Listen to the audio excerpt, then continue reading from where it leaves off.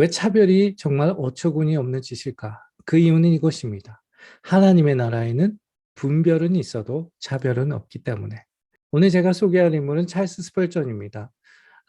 잘 알려진 인물이죠. 19세기 인물이고요. 그에게는 별명이 하나 있는데요. 설교자들의 왕이라는 별명을 가지고 있습니다.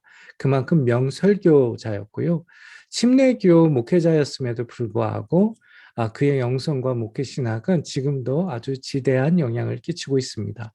저도 신학교 때 그의 책과 또한 저서와 설교와 또 생애를 읽어봤던 기억이 나는데요. 그의 설교 Freedom at Once and Forever 한 번의 자유 그리고 영원한 자유라는 설교에 보면 다음과 같은 대목이 나옵니다. 어느 누구도 자신의 인종, 외모, 집안 배경 그리고 하나님의 은혜 때문에 우쭐대지 말라. 사람은 누구나 차별하기를 좋아합니다. 그렇지 않나요? 신학적으로는 인간의 본질적인 죄성이라고도 할 수 있고 심리학이나 생물학적 개념에서는 자기 혹은 자신이 속한 그룹을 방어하거나 유지시키기 위한 방식 또는 우월감과 권력을 확보하는 고도의 기술이라고도 설명하는 사람들이 있습니다. 그러나 어떻게 포장하건 차별은 정말 어처구니 없는 짓입니다. 특별히 크리스찬들에게는 더더욱 말입니다. 왜 그럴까요? 왜냐하면 차별은 하나님의 나라에는 없는 개념이기 때문입니다. 즉, 하나님의 나라에는 차별은 존재하지 않습니다. 예수의 주된 가르침이 하나님의 나라에 대한 것이고 예수를 통해 우리가 하나님의 나라를 살게 되었음에도 불구하고 여전히 차별을 살아가고 있다면 이들은 분명 하나님의 나라를 살아가고 있지 않다고 이야기할 수 있습니다. 왜냐하면 차별은 하나님의 나라의 성질의 것이 아니기 때문입니다. 더 정확하게 말하자면 하나님의 나라에서 분별은 있을지언정 차별은 없기 때문입니다. 차별의 사전적 의미가 무엇일까요? 차별의 의미를 이렇게 정의할 수 있을 것 같습니다. 자의적으로 부당하게 구별하여 부당하게 대우하는 행위. 우리가 무엇으로 차별하기를 좋아하는지를 살펴보는 것은 왜 차별이 하나님의 나라에 속하지 않은지를 잘 보여줍니다.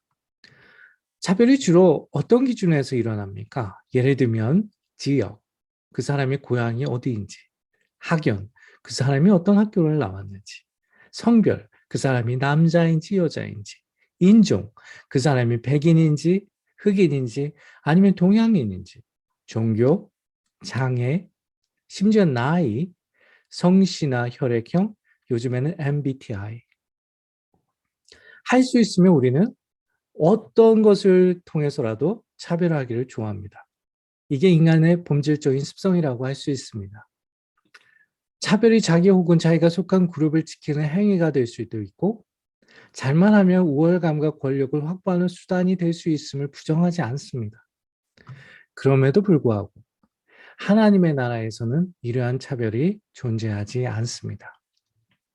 지역, 고향, 학연, 성별, 인종, 종교, 장애, 나이, 성씨, 혈액형, MBTI 같은 것들을 가지고 하나님은 판단하시지 않는다는 말입니다. 자, 예를 들어 봅시다. 나중에 우리가 죽으면 우리 모두는 하나님의 나라에 가게 되고 하나님의 심판을 받게 됩니다. 그런데 그때 하나님이 너는 고향이 강원도니까 저리로 가고 서울 사람이니까 이리로 오세요라고 할까요? 너는 여자니까 안 되고 남자니까 된다고 하실까요? 너는 나이가 많으니까 혹은 적으니까 너는 미국 사람이니까 너는 우간다 사람이니까 이리 와라고 하실까요? 아닙니다. 차별은 사람의 이기심과 불안 때문에 생성된 어떤 산물이지 하나님의 나라와는 아무 상관이 없습니다. 예수는 성별, 인종, 국가, 심지어 지역과 상관없이 복음을 전하셨을 뿐만 아니라 이방인, 죄인들, 평범한 사람들과 함께 하심으로 하나님의 나라가 어떠한 것인지를 몸소 보이셨습니다. 그런데 우리는 어떻습니까? 왜 우리는 반대로 살려고 합니까? 하나님의 나라에 없는 차별을 통해 우리는 왜 대적하고 미워하고 싸우고 불의하기를 주저하지 않습니까? 믿지 않는 이들이야 그럴 수 있다고 치지만 그리스도를 통해 하나님의 나라를 선물로 받고 살아가는 이들이 그렇다는 것은 정말 저급하고 서글픈 일이 아닐까요? 때때로 많은 사람들이 차별을 분별과 착각할 때가 있습니다. 그러나 분별은 차별과는 다릅니다. 하나님의 나라에는 분별은 있어도 차별은 없습니다. 차별이 자의적으로 부당하게 구별하여 부당하게 대우하는 행위라고 할 때 분별은 다음과 같은 정의를 가질 수 있을 것 같습니다. 하나님이 관심 갖는 시각에서 세 가지 것들을 판단하도록 노력하는 것. 그 세 가지 것들이란 뭐예요? 첫 번째는 탁월한 것인지 아닌지, 두 번째는 참된 것인지 아닌지, 세 번째는 진실로 사랑하고 있는지 아닌지. 탁월한 것을 판단하는 것은 차별이 아닙니다. 누구도 저의 축구 실력과 손흥민의 축구 실력을 비교한다고 해서 그것을 차별이라고 하지 않을 것입니다. 저의 스케이팅 실력과 김연아의 스케이트 실력을 비교하고 판단한다고 해서 그것을 차별이라고 하지 않습니다. 열심히 노력해서 1등하는 학생이 받는 보상과 상급을 어느 누구도 차별이라고 말할 수 없습니다. 어떤 나라는 혹은 지역은 혹은 지도자가 탁월한가를 판단하는 것을 차별이라고 할 수 없습니다. 하나님은 탁월하신 분이시고 우리가 탁월하기를 바라고 계십니다. 탁월함을 판단하는 것은 차별이 아니라 분별이라고 할 수 있습니다. 한편 분별은 무엇이 참된 것인지를 판단하는 것입니다. 참되다는 뜻이 무엇입니까? 거짓이 없고 진실하다라는 뜻이잖아요. 탁월하기는 한데 거짓에 탁월하다면, 사기치는데 탁월하다면, 범죄에 탁월하다면, 불의에 탁월하다면, 나쁜 습관에 탁월하다면, 참된 것이 아무것도 없다면 과연 그것이 탁월한 것일까요?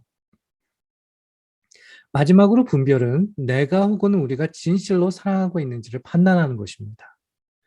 남이 가지고 있는 가방이나 차 종류를 비교하기를 좋아하는데 하나님의 본질인 사랑, 내가 그리고 우리가 진실로 사랑하고 있는지를 판단하지 않고 있다면 그것은 차별이지 분별이라고 말할 수 없는 것입니다.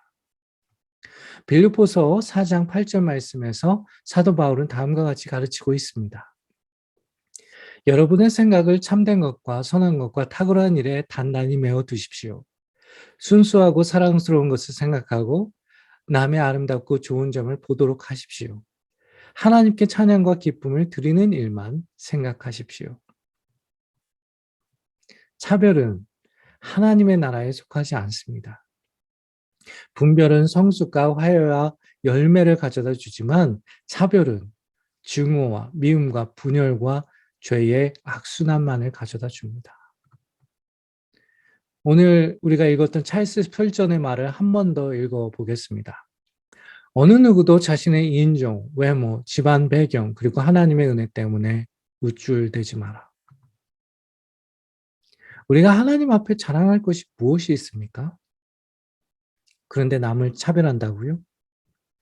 우리가 하나님 앞에 서면 그저 비슷한 존재들 아닙니까? 그런데 남을 차별하길 좋아한다고요? 우리가 천국에 가면 우리는 무엇으로 하나님의 판단을 받을까요? 세상에서 차별받거나 차별했던 그 기준으로 하나님이 우리를 판단하실까요? 아니면 이 세상 안에서 하나님의 뜻에 따라 분별하며 살았던 이야기들로 하나님이 우리를 판단하실까요? 하나님의 나라를 살라고 부르심을 받은 여러분, 차별이 아니라 분별을 살길 바랍니다. 오직 세 가지 것들만 판단하도록 노력하십시오. 무엇입니까? 내가, 그리고 우리가 탁월함을 추구하고 있는지 아닌지. 저는 여러분에게 다른 이들보다 내가 우월한지 아닌지를 판단하라고 말씀드리지 않았습니다. 내가, 우리가 탁월함을 추구하고 있는지 아닌지를 판단하라고 말씀드렸습니다. 그리고 내가, 우리가 참된 것을 추구하고 있는지, 즉 하나님 앞에 거짓이 없고 진실하기 위해 노력하고 있는지를 판단하라고 말씀드렸습니다. 마지막으로 내가, 우리가 온전히 사랑하고 있는지 그렇지 않은지 그것을 묻고 판단하고 구하는 것, 즉 분별하는 자가 되시길 바랍니다. 그러므로 하나님의 나라가 여러분 안에 더 풍성해지시길 간절히 축원합니다. 그럼 우리 다음 시간에 또 만나요.